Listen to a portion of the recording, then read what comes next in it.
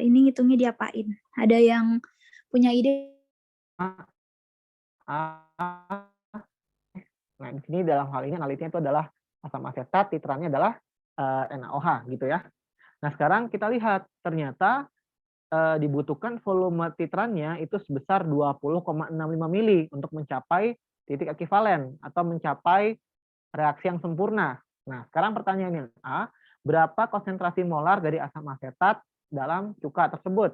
Nah, berarti kita tahu dulu reaksinya ya. CH3COOH Itu pakai gini.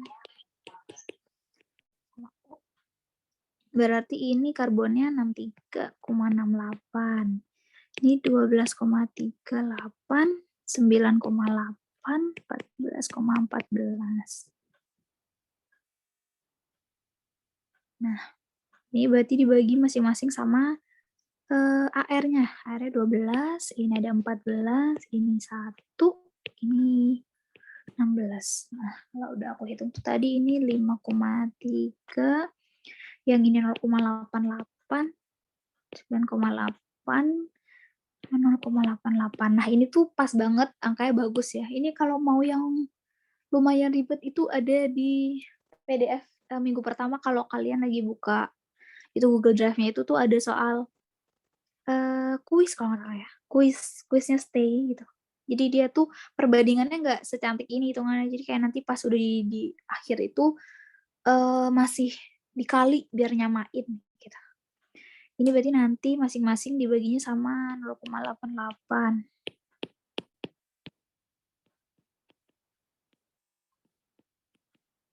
Nah, setelah didapat, ini tuh 6, 1, 11, sama 1. Berarti ini C6, H11, N. Oke, buat ini aman lah ya berarti. Oke, lanjut. Ini mungkin soal terakhir kali ya. Oke, ada yang punya ide nggak buat ngerjain ini? Ini sebanyak 679 kg biji dari pertambangan terdiri dari berbagai macam campuran senyawa. Salah satunya tuh MgCO3 sebanyak 27,7%.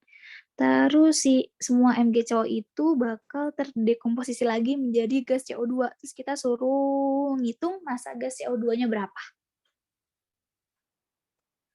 Ada yang punya ide nggak? Ini harus diapain dulu?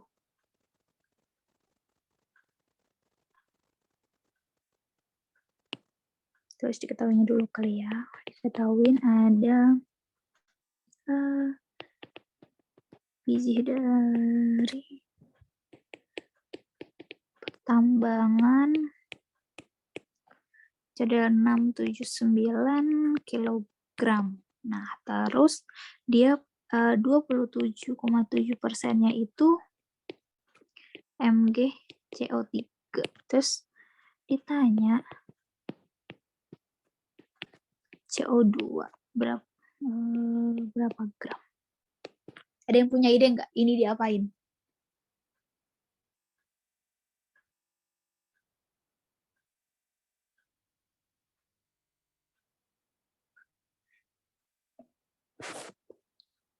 Jawab aja, nggak usah takut salah. Buat ngerjain ini berarti buat pertama-tama harus ngapain dulu?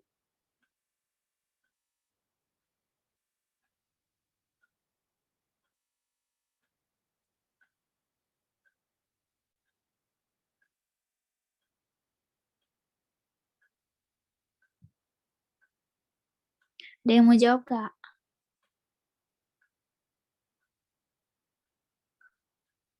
Oke, mungkin aku ituin ya. Berarti buat pertama-tama,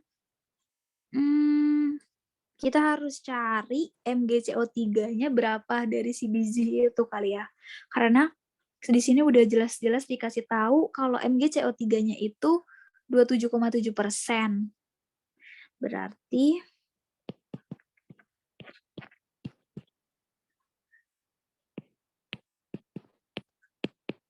ini 27,7 per 100 dikali 679. Nah, ini berarti 3 gram. Nah, terus dia bilang kalau semuanya itu bakal terdekomposisi menjadi CO2. Bisa kalau misalnya ada yang tulisan kayak tadi dipanaskan, terdekomposisi, berarti itu dia langsung apa ya, mengurai gitu. Jadi kayak nggak ada reagen satunya lagi gitu.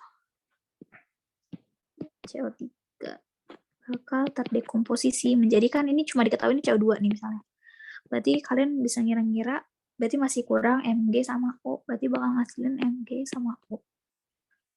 Nah, tadi kan ini ada segini, berarti buat kayak gini balik lagi, kalau prinsip-prinsip Bayakan stoichiometry itu emang ya di soal satu banyak kan langsung udah perbandingan mol sama perbandingan koefisien. Jadi ini carinya molnya dulu.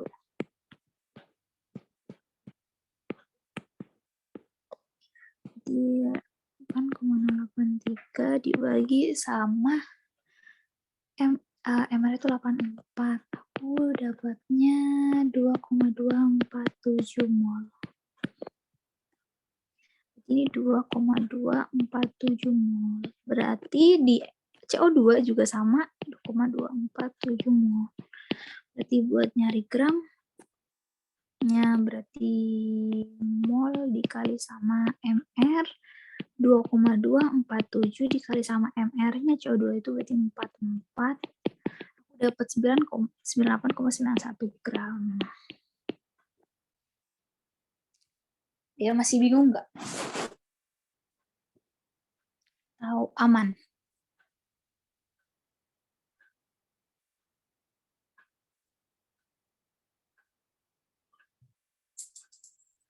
Ini bakal jadi soal terakhir. Ini masih ada 2 soal lagi. Ini soal dari Brady sih, tapi kalau sebenarnya kayak intinya sama. Kan kayak kita nggak ada yang tahu gitu loh. Apa ya? Pas UTS tuh bakal ngeluarin soal yang model kayak apa.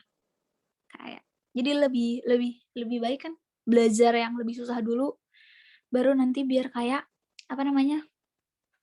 Biar yang lebih simpel-simpel itu tahu gitu. Nanti 2 soal ini aku masukin pembahasannya juga kok. Oke. Ini dari yang semuanya tadi ada yang mau ditanyain atau enggak?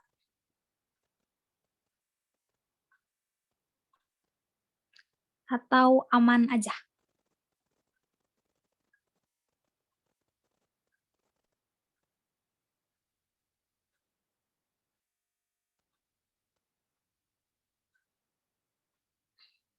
Masih ada yang bingung nggak? Tahu berarti kalau udah aman bilang aman, kalau masih ada yang mau dibingungin, ada yang bingung di bagian mana dan misalnya kalau mau ke mana gitu juga bisa, atau udah cukup jelas?